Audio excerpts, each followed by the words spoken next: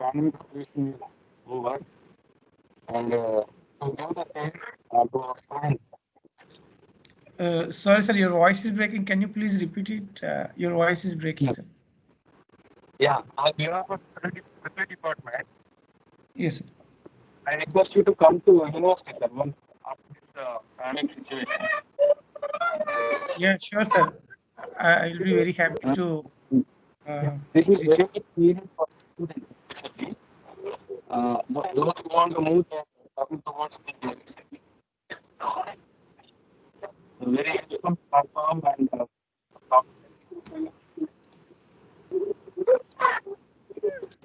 Yes, sir. so I'm not audible. The voice is breaking, sir. I Yeah, heard your invitation, and I'm very yeah. interested to visit. Yes, I will talk to you. Yeah. yes, sir. So now is Thank it fine? you. Sorry, sir. Now, Please. now my voice is okay, sir. Yeah, now it's a little better, sir. Yes, sir. Yeah. That's what, sir. I request you to come to university, Kiran sir. sir, I your voice is a little bit breaking, Kalyan, sir, sir. also. Actually, it's not clear. Still not clear. Now you can start speaking, sir. You can carry on, sir. Yeah. Thank you, Kalyan. Good evening, Suresh Garu. Good evening, sir. Uh, I'm very happy, sir, for your lectures. What you delivered so far. Yes. I request on behalf of Triple Department, please come to university once to deliver the same to the students, so that the students who want to take their turn towards research, it is very very useful. Yes. Please come, sir, after this pandemic situation.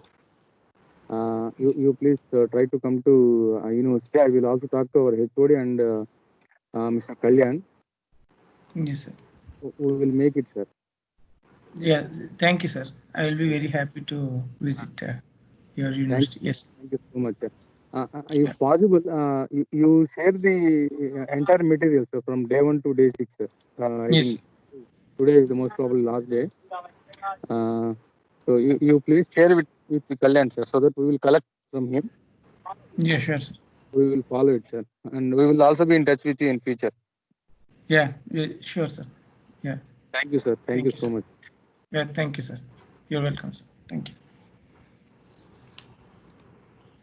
Thank you, Dr. Kiran sir, for your the blissful words. Yeah, so nice, Kalyan. I am seeing Definitely from the will day make one it, sir, in only. future. Like, So from day one, so, it is Kiran, very interesting.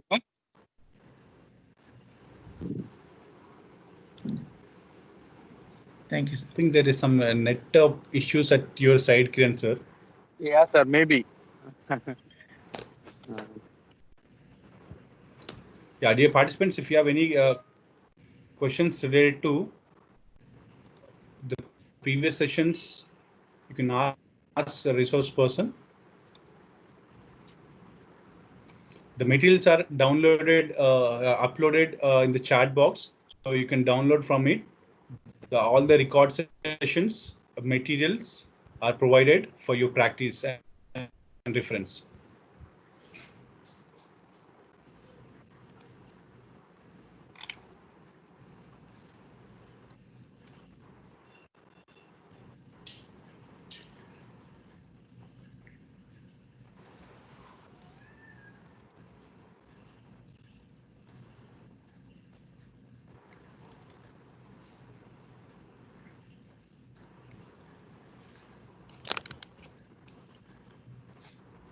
Good evening to all of you. If you have any doubts, please ask me from the for the all the sessions we had until now. If you have any doubts, please ask me. We can solve it now.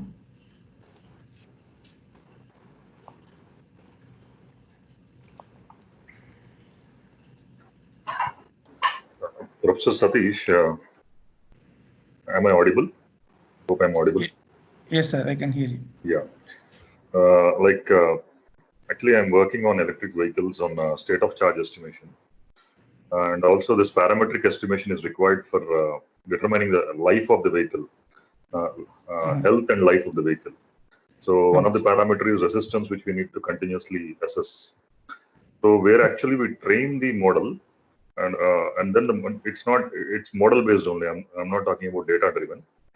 So the model based, this is initially trained or initially tuned by using laboratory data, and then it is installed inside the vehicle. Yes, sir. So that it monitors online the parameters and it estimates the parameters online. So this is the reason why I was asking you very curiously about how we will be attaching this controller to the system always. Because what we do is generally we actually have to tune the controller, and then it has to be installed online onto the vehicle. So, so how actually is this done? Like tuning is to be done offline, or it has to be done only online, or it has to be done continuously online? This is slightly because when it is installed on the vehicle, it is online. Of course, we have the measurements available, voltage, current, and temperature as inputs to the algorithm. So this tuning where the parameters are continuously changing with the life of the vehicle, will this be done continuously online, or once we do it offline based on the set of values we have, it will act aptly as per the requirements in the situation? This is what I have doubt. Okay, sir. What we have seen until now is how to identify the parameters. With the knowledge until what we have until right now with this parameter identification, we can have the parametric identification and we can tune it in the lab, as you said, and we can implement on the system. But in the next 3 classes, we have another 3 classes coming up. Those are for adaptive control. That is a place where we're going to use continuously, I mean, the online, we use online estimation, and we use those estimation in tuning the parameters, or we can say controlling the system. So we control the system using the online. When you say online, it's like the most recent value of the parameters. So we get online values and we use those values for the controlling the system. So that we see in the next coming classes, or next 3 classes. Until now, what we are seeing is how to observe or how to identify the parameters. Once we identify the parameters, we can apply this for the controller, and we will make sure that system is always working as per our requirement. Okay. Yeah, and with the knowledge what we have until now, we can use this to tune a PID controller, and we can put it, and let us hope that it is the parameters are not moving too much. Okay. But if you go for adaptive control, then we can be assured that even if the parameters are changing, our controller will take care of the changes. Yes. Okay. And about states estimation, like states are even faster varying than parameters. That's what we said. So I think your software can even support state estimation also, right? I think we can write the algorithms for state estimation also. Yes, sir. We call them observers. Yeah, state observers. Yeah. Yeah, we can use the state observers as well. Yes, sir. Okay. So, can you throw some light on, like, as a part of this course, do we have any session on this, or a part of session or something like that? Okay. We can do one thing before going to the adaptive control. I will give one example of state observers. So you can see that really how adds value, yeah. and also we can implement one Kalman filter, which is very famous filter for state observers. Okay. We can see how we can use Kalman filter with some system. We try to observe the states and we try to estimate other states. Yes. Thank you. Thank you. You're welcome, sir. We'll do that.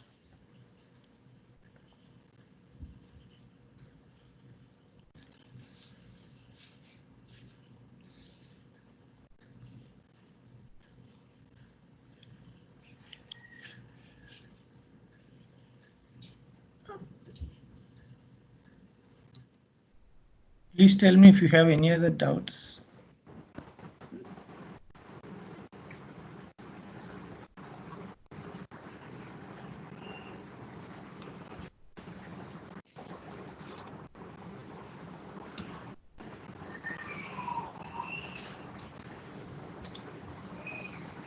Okay, if no doubts, let us proceed with today's class. Before we proceed, let me give a small, let me refresh your memory for what we have done for last 2 days. What we are doing is we are identifying the parameters. What does parameter means? Like if we have a differential equations, we are missing some part of some coefficients of the these differential equations, we call them parameters. And how we get is first we will write it in parametric model. What is parametric model? We write all the known and measurable values on one side and all the unknown values the other side, unknown terms, you can say the terms. And what we will do, we will group them further into one matrix which is having all the unknown terms and another matrix with all the known or measurable values. So what we have finally is we have 3 matrices. Z is all the terms we know or measurable, and phi is all measurable values, and theta star is something we don't know and we want to find these parameters. So how do we do it? So we have this 5 step process. First we write in parametric model, then we give some initial values to the estimate by assuming some values, and we prepare a new model in our simulation which represents the real model, and the value we receive is called Z hat. So this is an estimate. So what we do next is we measure the distance between Z and Z hat. Z is the real measurement we are receiving from the system, and Z cap is something we are estimating. So the distance is we are using the term epsilon. Yesterday we didn't see what's the difference between Z and Z cap. Actually, this is a good thing we have to see because the adaptive law is applied to the epsilon. So the objective for the adaptive law is to make sure the theta converges with theta star. But how is it achieving? By making sure that Z is close to Z cap. So now we will see that whenever we make a result, let us make sure that Z and Z dash, Z cap are same. So that's the main thing we want to focus on. Okay. So these are the process. This is the 5-step process we follow. And in the step 5 is the one which gives which we use the algorithm. And what algorithms? We can have a lot of algorithms, but we have seen only 2 algorithms. One is this one, least square method, this equation number 4, and gradient algorithm, which is equation number 5. We applied this for a system which is a static system. V is equal to IR. There is no dynamics, and we have seen the result. Today, let us have a little more complex systems. But before I go, it's going to be, I want to say something like this session may be having a lot of examples. So I request you to pay more attention because we may move a little faster. Since we have seen all the theoretical part, what we want to do today is just to make sure that the theory is applied properly and we see the results. So this part is mostly seeing the results. Okay, so first we will see first example is example 20. We have one RC circuit. If you see this RC circuit, what does it say? We have voltage V and VC available for measurement. So we can measure voltage and the voltage across this capacitor. And they say estimate the value of RC.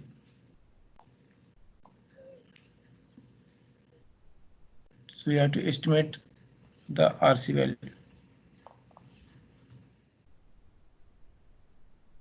So how do we write the equation? By applying voltage divider rule, we can say voltage in capacitor is equal to V divided by R plus. So if we know how to use Laplace transform for a linear or what you call this circuits, what we can do is the voltage in time domain goes to voltage in Laplace frequency domain. R is R. The C is converted as 1 by Cs. Now we can, in this we can use like normal, consider like how we do for the impedance. So Vs divided by R plus 1 by Cs is the current times this gives the voltage across this this element. So what is the voltage across voltage Vc? This is like current flowing through the circuit multiplied with 1 by Cs is the voltage across the capacitor. So writing in transfer function form, we get this, and by reorganizing some terms, we can write in this format. Vc is equal to V minus Vc divided by Rc times 1 divided by S. If we see what we have done is, we have taken out all the known ones one side or measurable ones one side. The other side, we have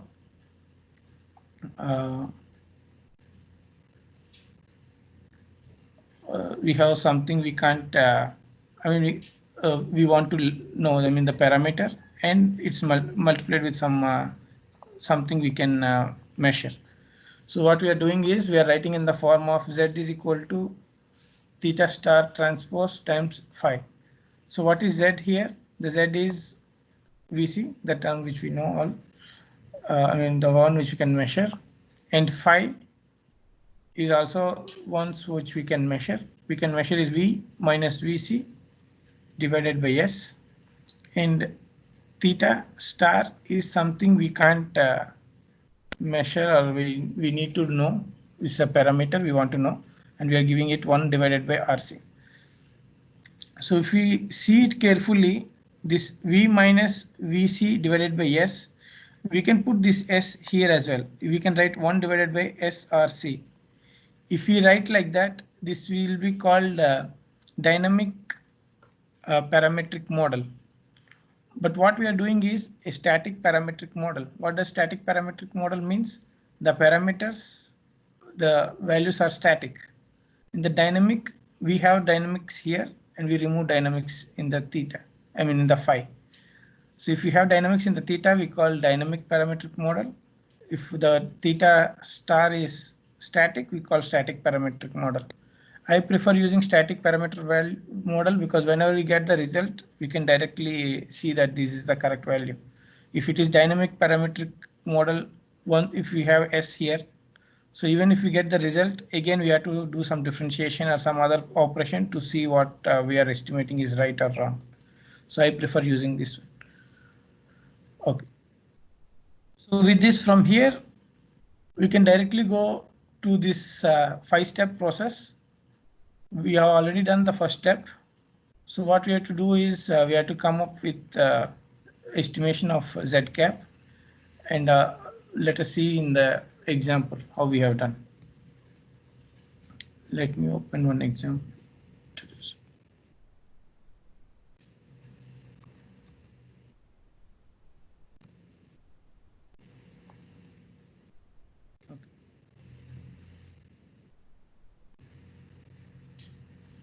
Okay. We have seen this algorithm yesterday. This part is the same what we have done, and here the system is this electric model. We are using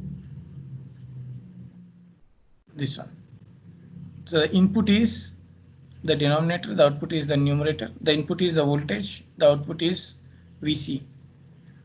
This is the Vc. You can see this is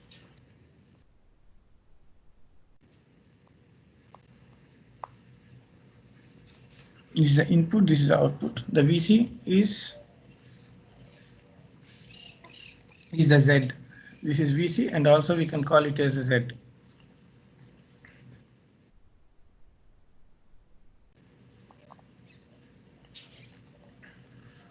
VC and Z are the same thing. Okay, so what else we have? We'll see the algorithm. First, we have to find theta and phi. So theta is something we are going to estimate. The phi is we can measure. So let me see how we are measuring. V minus VC divided by S. So here we see V is this one.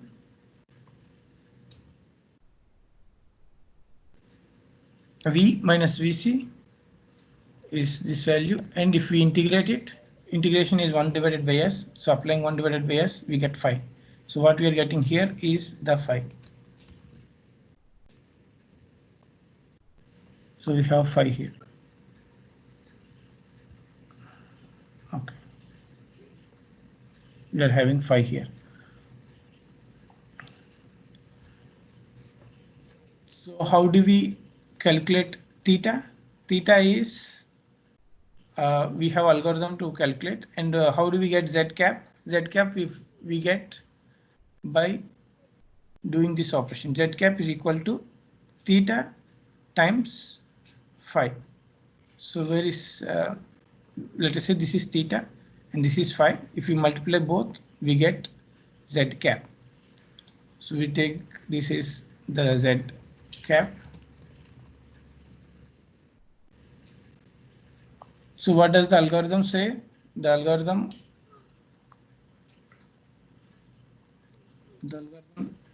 we are using is gradient algorithm. It says some constant multiplied by epsilon, which is z minus z cap times phi.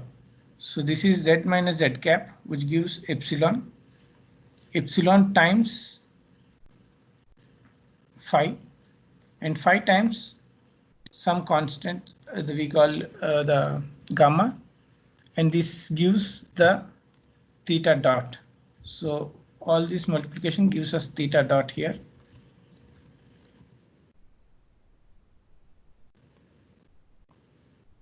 So if this is theta dot, we know this is theta. Theta, which is equal to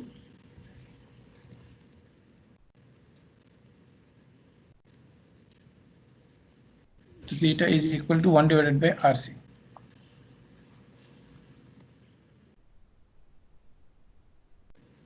So we are getting theta, which is, let us run this and see. So what is the RC we are giving here? Is this, if we compare this, so the RC is 1 divided by 3. So what we are getting is 1 divided by RC. So what we are expecting is value 3. So let us run and see if we are getting 3 here. Okay. I have given initial value 10. So as the time progresses, we can see it is converging to 3. So we are able to estimate the